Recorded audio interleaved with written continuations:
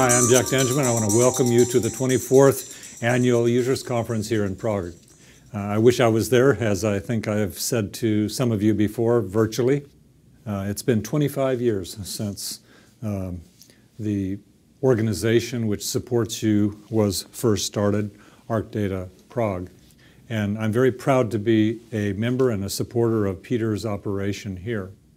You have expanded from very small, modest beginnings to one of the largest per capita countries of GIS applications in the world. And while we have 15,000 people that come to the San Diego meeting, we have almost 800 here today. This is just a remarkable thing, and I want to thank you all for being here.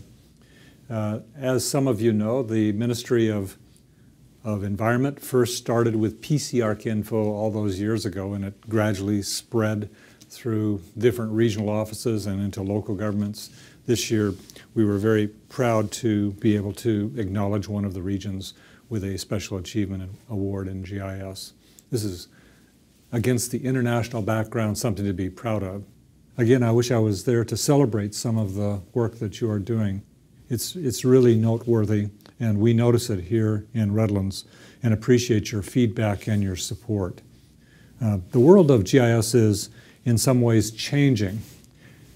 On the other hand, it's exactly the same. The basic theory of GIS is that we apply geographic knowledge, the science of our world, to make our organizations better. We do this through various digital means.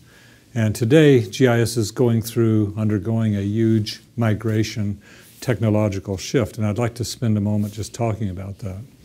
Certainly, many of you remember mainframes and workstations and the client-server environment and desktops and server-based GIS and web services GIS, this whole interesting migration and evolution of geography and GIS in a digital domain and its application have made the world better, have made the Czech Republic better institutionally, have made society more aware, and are now starting to make society more intelligent. We're taking more smart approaches to how we manage our resources, how we manage our assets.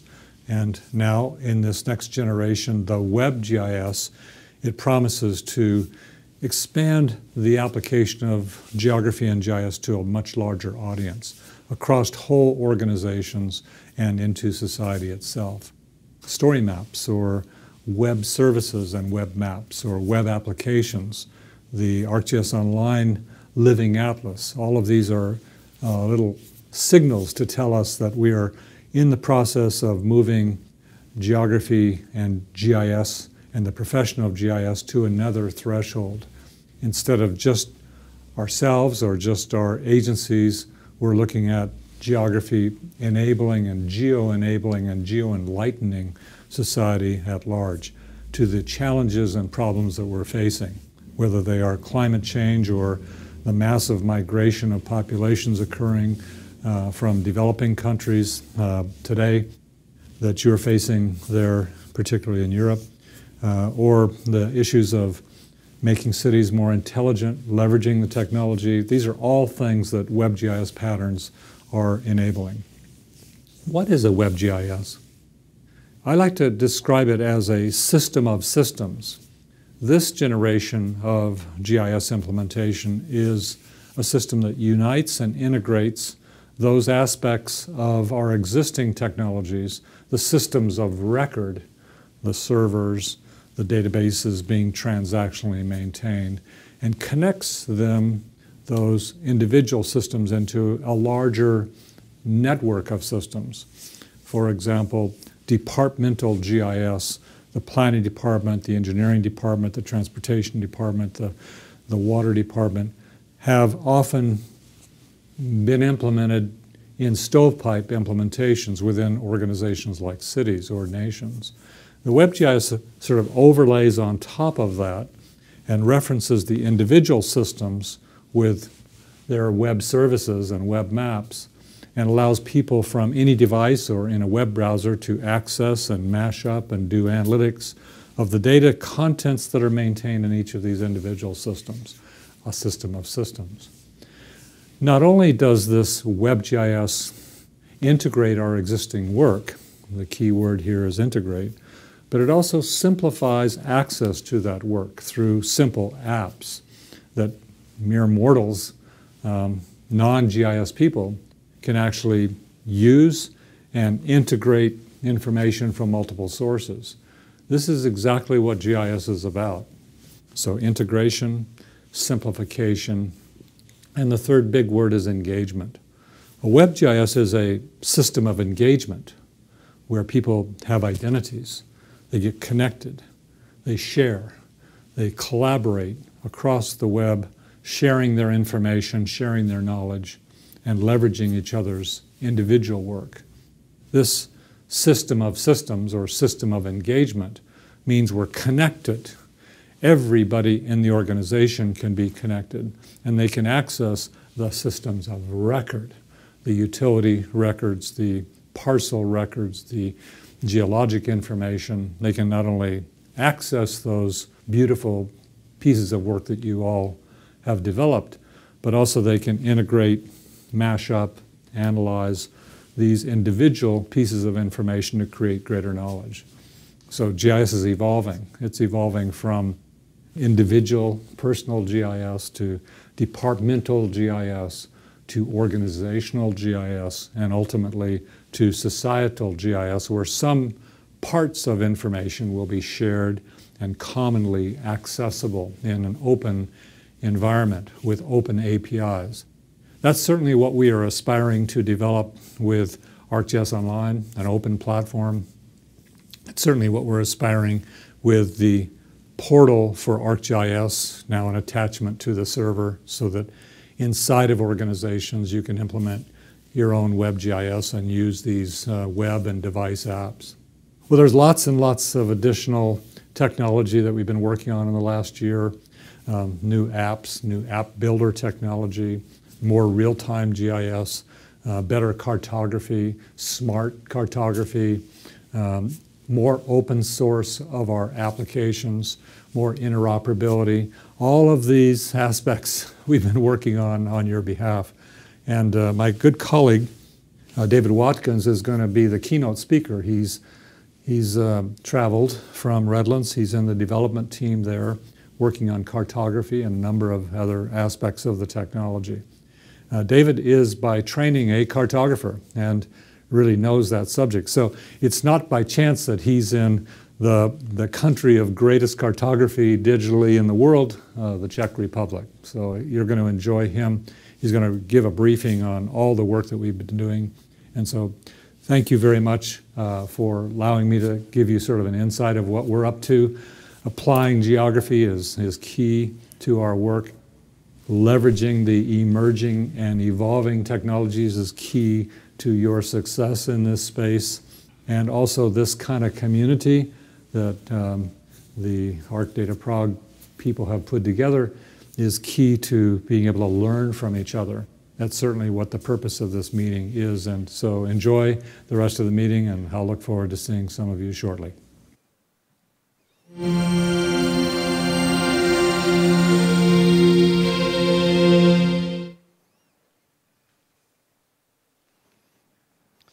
Good afternoon. As Jack mentioned, my name is David Watkins. I'm a product manager at Esri in Redlands, California. Thank you for giving me the opportunity to come and speak with you today. I want to start by sharing Esri's vision with you. And this is and has been Esri's vision for some time. Applying geography everywhere. Now, what does this mean? Well, the world is an interconnected world, and we know that, all of us as geographers and GIS professionals. Everything is tied together with geography. So this vision statement is actually very strong. It's very important. Now, why is that important? Well, our world is increasingly challenged. There are a myriad of things going on in the world: climate change, overpopulation, reduced habitat, pollution, drought. All of these things are happening in our world. They're creating challenges that we as citizens of this world need to address, need to take care of? Well, we believe that GIS is a way, and geography is a way to understand our world and address some of these issues. So geography allows us to put a context and understand everything together. So all of the different kinds of sciences that are out there, geology, hydrology, anthropology, all of these ologies can all be tied together through geography. Geography is the unifying factor in all of these, and it will help us address these global challenges. GIS provides the framework and the processes for applying geography. And we start with observational sciences. We collect all sorts of information. We measure everything now. We can take all of those measurements and all of that data we're collecting and do modeling and predicting using GIS. We can also use it to analyze and interpret this information. Now, all of that's going to bring us to a greater understanding of our world, greater understanding of how we're all unified together. And with that understanding, we can design and plan. We can use that understanding to make better decisions and ultimately affect our actions to really make a difference with what we do. GIS is helping us to be smarter. It's improving how we manage and make our decisions. We are thinking more holistically. We measure everything. We take all of this information and we're able to use it and create visualizations from it. We can predict things and model things.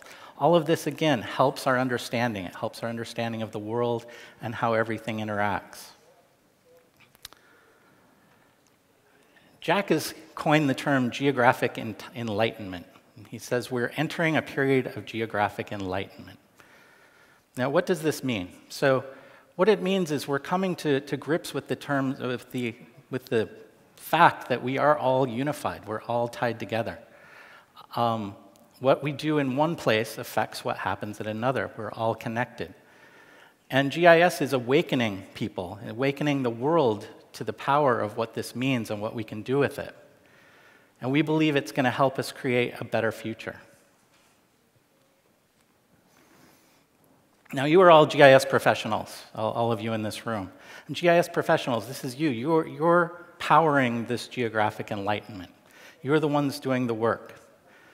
And there are many different ways you can help this geographic enlightenment come alive and grow.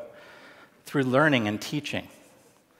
Through creating innovative solutions to your problems.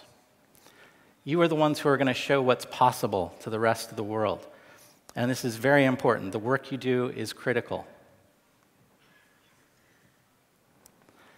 GIS is evolving. A whole new pattern is emerging of GIS. So technology is booming. Technology has been growing and growing and grows faster and faster all the time. We're now talking about big data, billions of points of data. Cloud has been around now for some time and is continuing to build. We have smart devices. Everyone has a mobile device that connects them to the rest of everyone else. At the same time, the amount of content we're getting, geographic content, is growing exponentially. We've got LiDAR sources, we've got GPS sources, we've got real-time data coming in. We've got all these new monitoring systems and sensors that are giving us volumes and volumes of data. That is all coming together under this idea of WebGIS. Jack mentioned that in his introduction.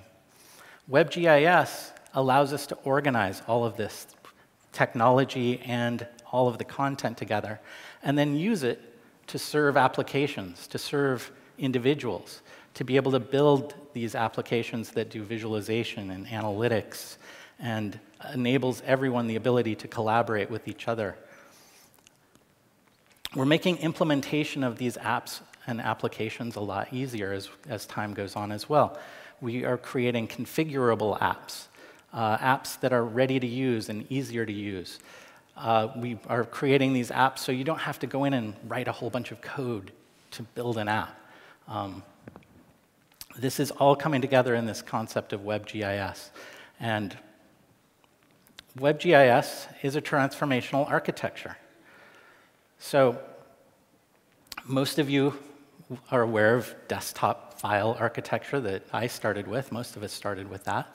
From there, we've moved to server client-based architectures. And now we're just transitioning. It's not a brand new thing. We're taking this idea of client servers and we're transitioning the servers to the cloud, and the clients are becoming all of these apps. And that's what's forming this idea of WebGIS. And all of this is made possible through distributed services. We're really integrating everything and simplifying everything as we go, and bringing all of your existing systems into the WebGIS.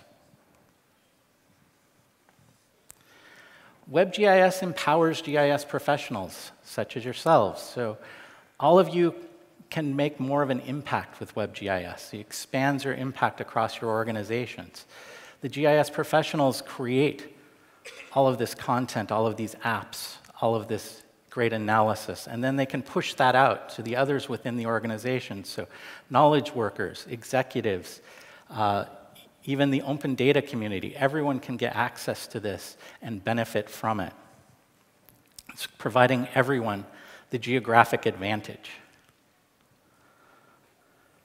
WebGIS transforms organizations. So traditional organizations, and many of us are still in these organizations, have been hierarchical. So all of the data gets collected and the maps get made down at the operations level. And then that gets pushed up to the planning people who do some analysis and create more maps, and then that gets pushed up to the management who then makes the final decisions. Well, this WebGIS is powering a new networked environment where everyone can access the same content, everyone can access the same data, everyone can share that geographic understanding. We believe that is going to help drive this geographic enlightenment. So, awakening the power of GIS. This requires much more than just the technology that we build. This requires you. This requires the GIS professionals. We want to empower everyone to be able to make maps. We want you to share your vision with others.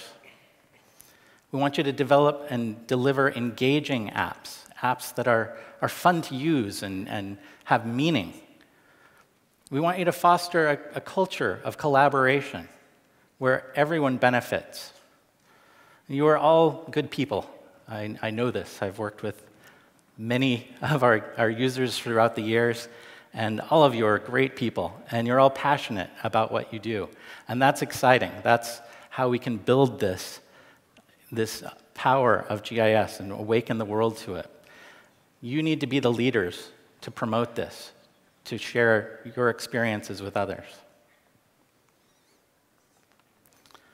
So I'm going to switch gears and talk a little bit about the work that Esri is doing.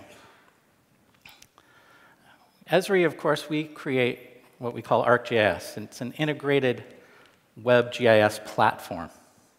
And central to that is the portal in the center of this diagram.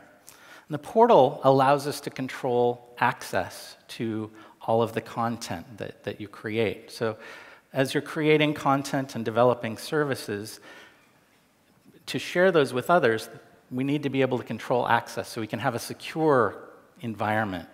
And this is where identity comes in, and identity becomes very important.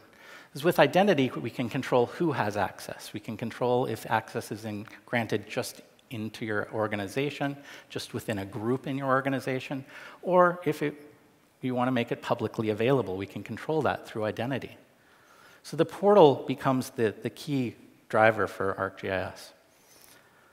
On top of that, we have apps and applications.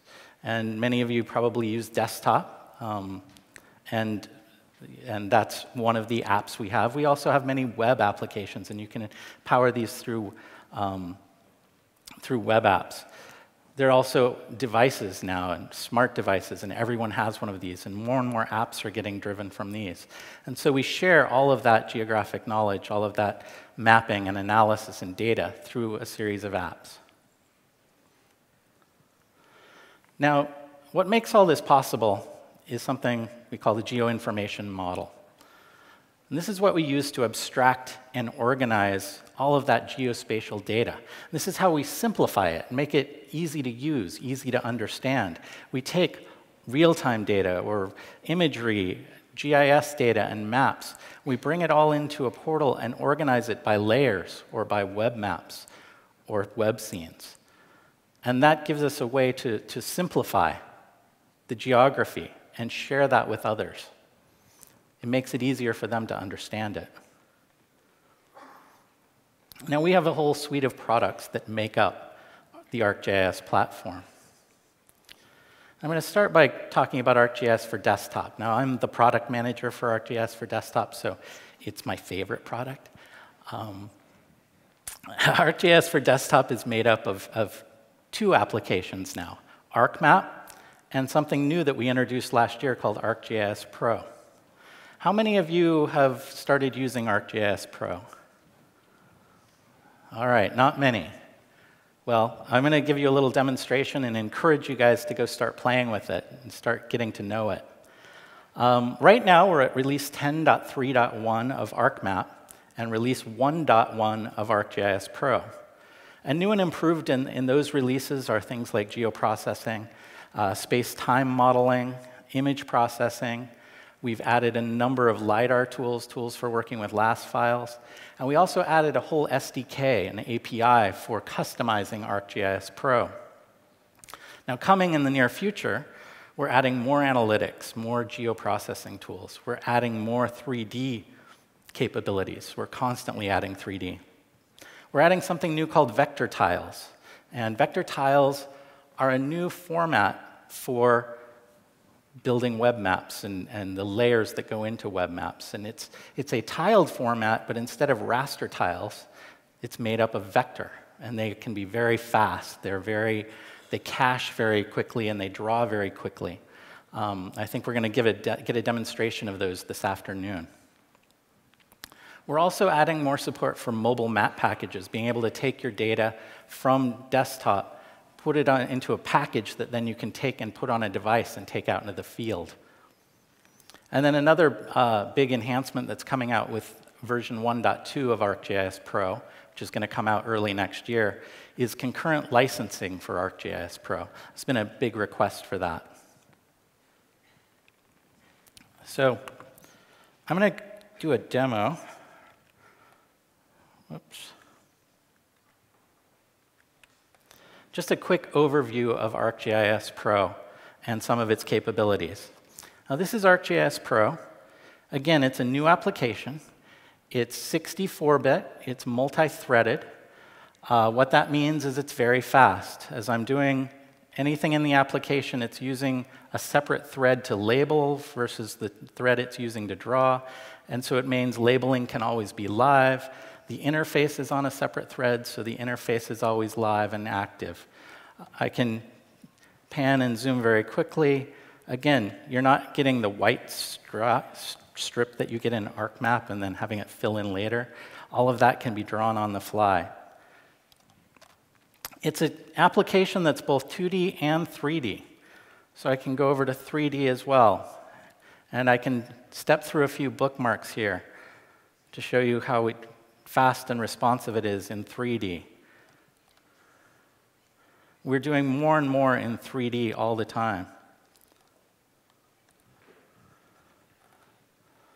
So again, combine 2D and 3D. That wasn't me. All right. So it's a project-based application, meaning I can have multiple maps in the same project.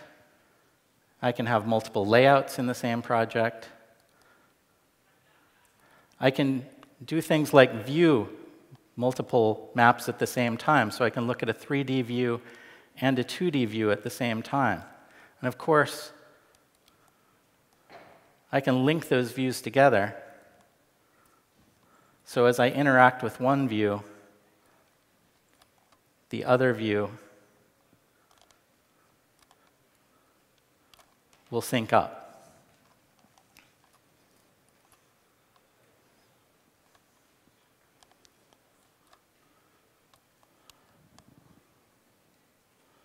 me dock that back on top. Again, multiple maps. I can also have multiple layouts. And again, I can put those side by side so you can see multiple views for your layouts.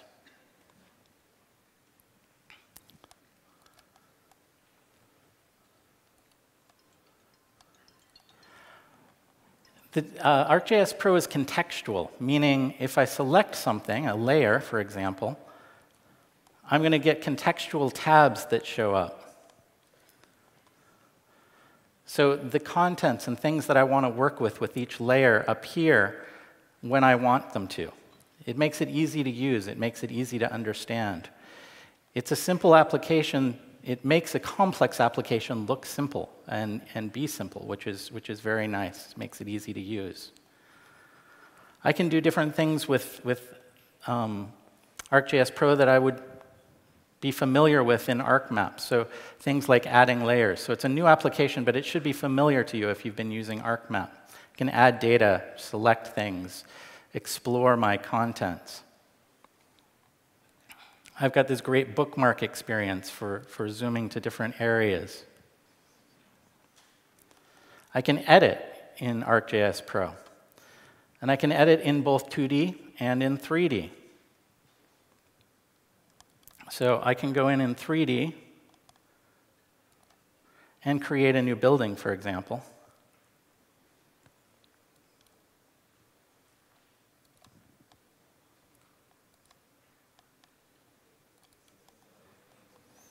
And I can go in and edit its attributes and, for example, change the height of this building.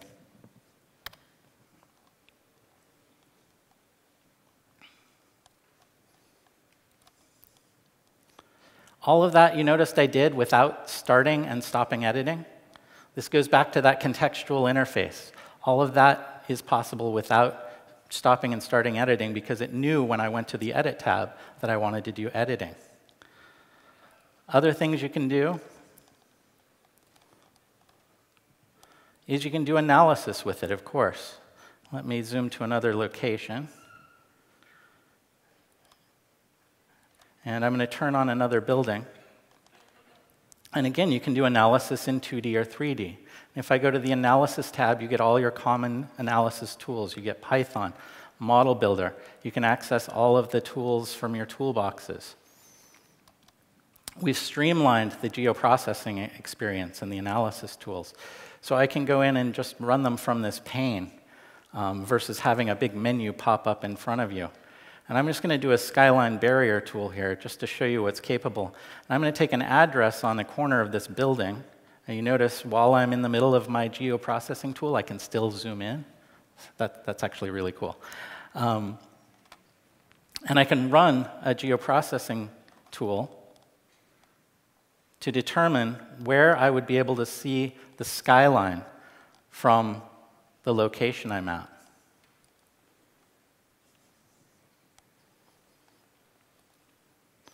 And let me go make that transparent. It'll look a little better that way. And so you can now see from that corner apartment where my sky is blocked and where I can see the skyline of the mountains.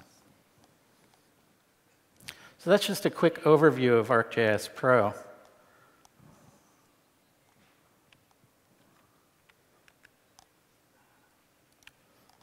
Whoops. There we go. So additional products we have, of course, are apps. And we have different apps for different applications. We have apps for field workers, something called Collector and Navigator, and a new tool called Workforce, which allows you to manage your workforce out in the field. We have ArcGIS for Office tools, so working with Microsoft Office, also ArcGIS for AutoCAD, and a new application we have called ArcGIS Earth, which I'm going to show you in just a few minutes. And then we have apps for engaging with the public. Story maps is a big one. Many thousands of story maps have been built already. This is a way to organize your content and share it with the public or with anyone. We have open data tools for sharing data with the open source market and crowdsourcing applications. We have several ways of delivering apps and building your own apps.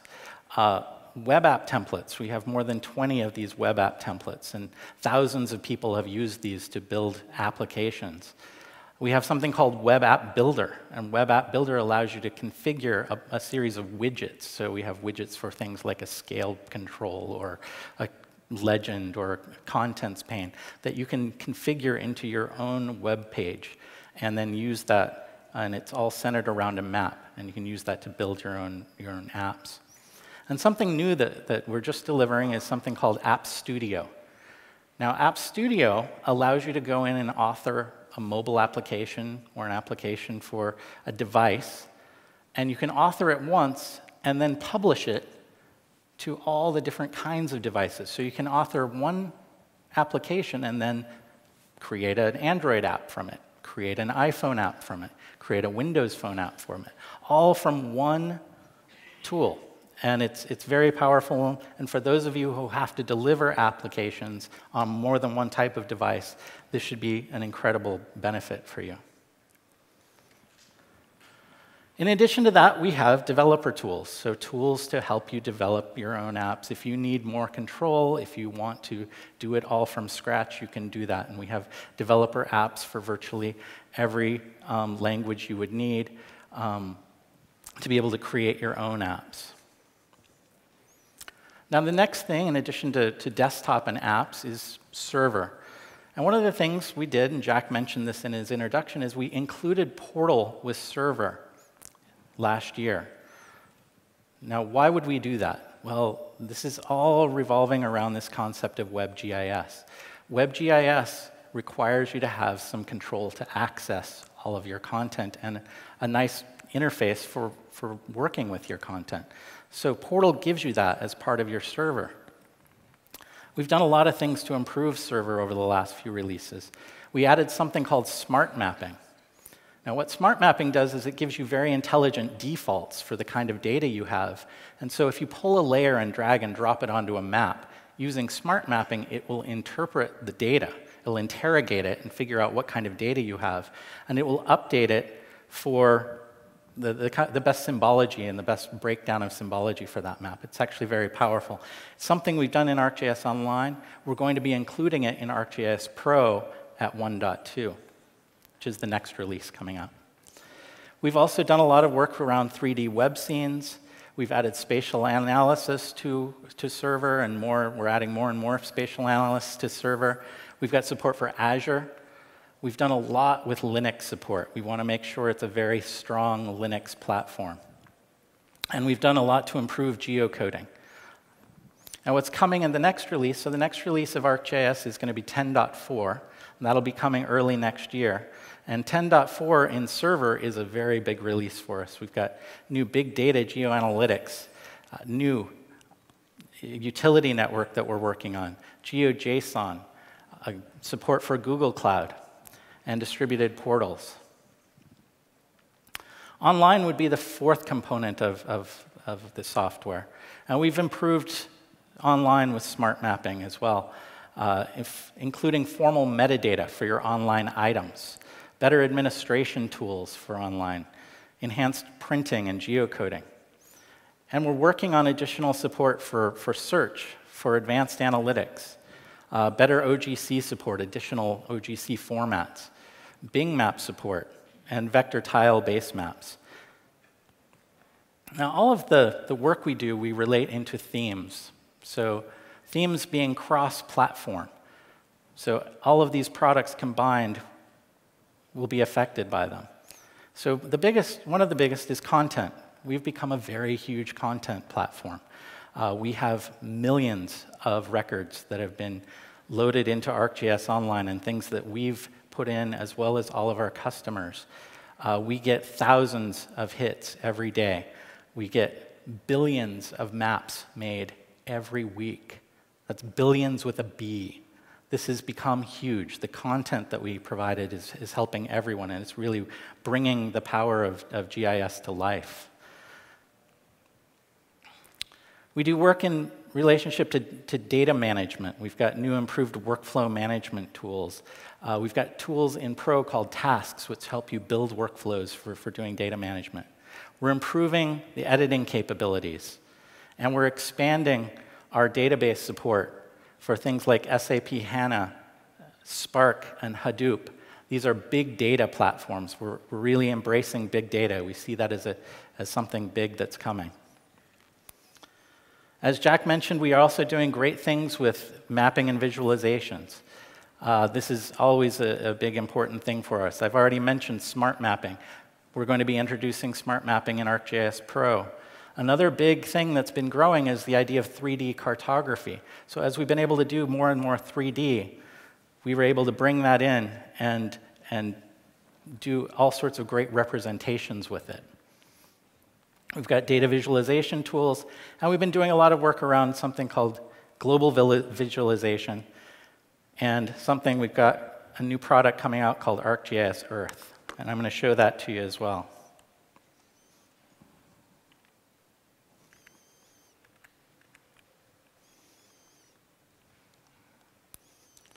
So ARCGIS Earth is a new 64-bit application. It's a Windows-based application.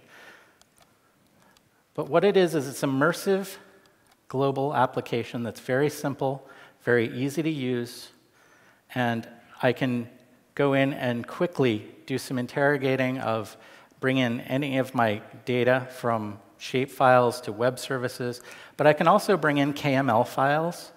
I can do what I always do. The first thing I do when I get a new application is put my home address in it.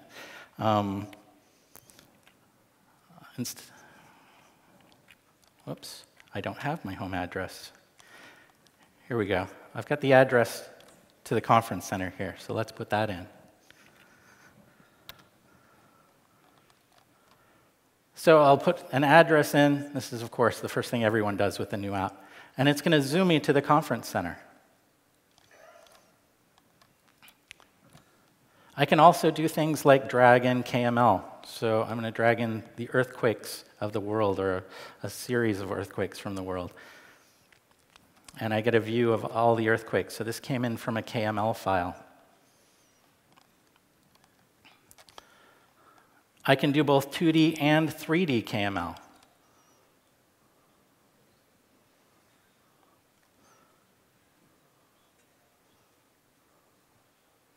So we'll drag in the buildings on the Washington, D.C. Mall. And again, I can go in and zoom through these, look at them. I can change the base maps that I'm using. So if I want to look at that with the streets base map, for example, I can do that. Or I can go back to my imagery, look at it with a gray canvas base map.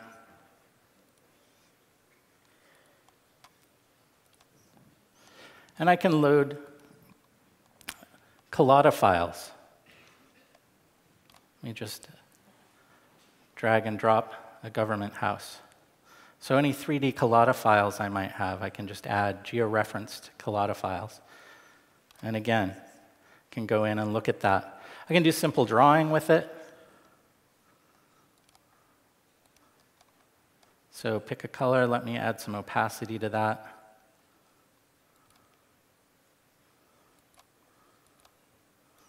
And I'm not very good at digitizing here. I learned long ago it's bad to get good at digitizing or they'll ask you to do it a lot. Nobody caught that, all right. I can take a screenshot wherever I'm at and save that to my desktop. Actually, I'm not going to be able to get to that. There we go. So ArcGIS, again, is something new. It's something that is out in beta right now. It's something that will be available to everyone, and we'll be releasing it in December.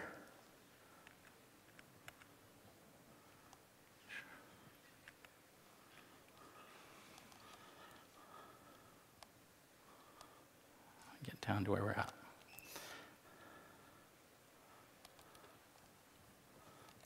So other themes we're working on. Oops. 3D. 3D is, of course, always big.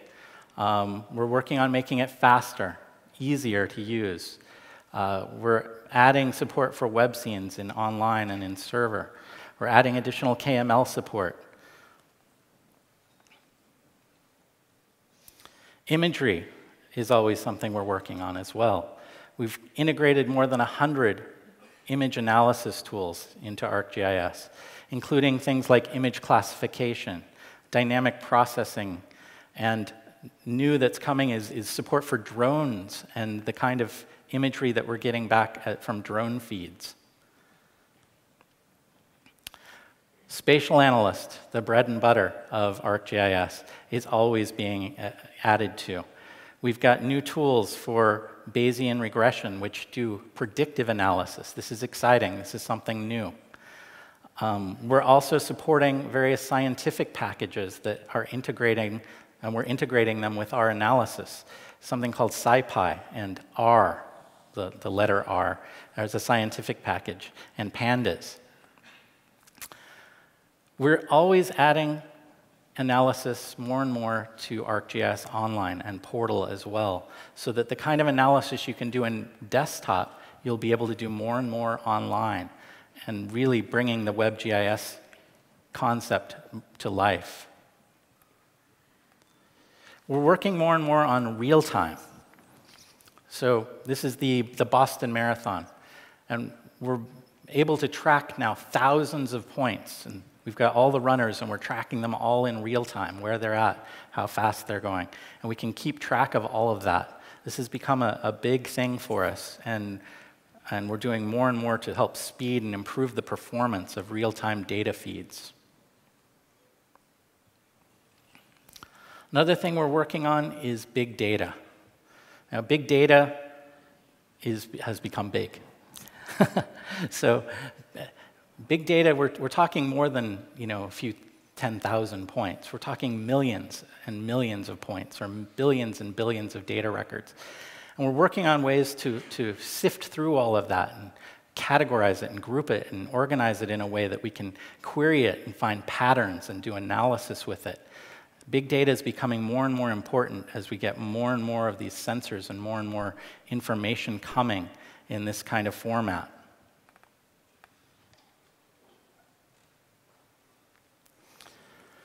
So this is the roadmap for where we've been and where we're going.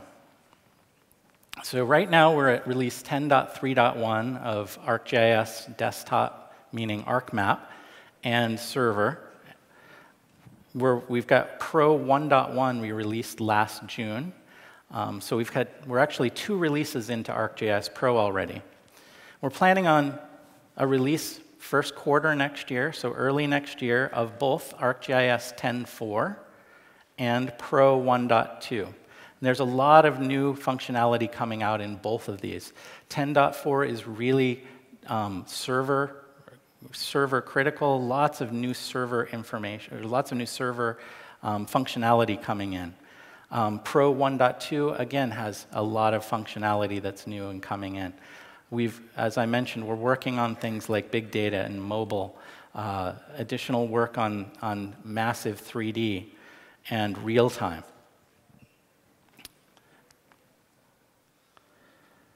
So Esri is strong and growing. We continue to grow. We are a company dedicated to science. We're dedicated to our customers and serving our customers. Our mission is to really make a difference. We want to make a difference, and we're doing that internally by developing technology, but who's really making the difference are all of you, all of the work that you do, everything you build on top of our tools and use our tools to create.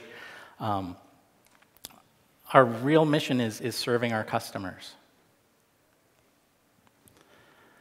So GIS, again, is the platform that we've been creating, and our mission has been to create a platform to apply geography everywhere, going back to that original vision statement.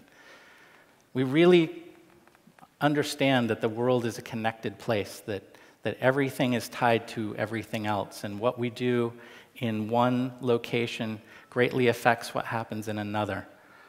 This idea of using GIS as a means to organize and create an understanding of how the world is tied together is very important to us. It's how we really believe that the world is going to tackle these huge challenges that we face. So I really want to thank you all for being here. I hope you think about this idea of applying GIS everywhere as you go throughout this conference. And thank you.